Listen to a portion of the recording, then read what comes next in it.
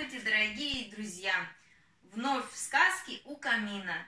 Сегодня по результатам вашего голосования стало чтение большой собачьей книги.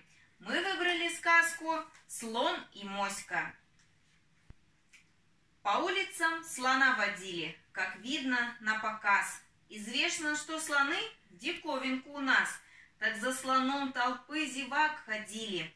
Отколи не возьмись, навстречу моська им, увидевши слона, ну на него метаться, и лаять, и визжать, и рваться, ну так и лезет в драку с ним. «Соседка, перестань срамиться, ей шавка говорит, тебе ль со слоном возиться? Смотри уж ты хрипишь, а он себе идет вперед, и лаю твоего совсем не примечает».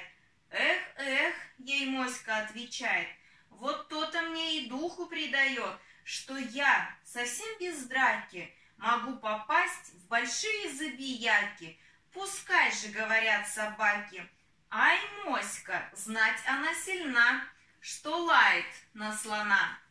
Дорогие друзья, напомню, что все мы находимся в режиме самоизоляции. Оставайтесь дома. Выполняйте все требования карантина. Мы вам желаем здоровья, беречь себя и своих близких.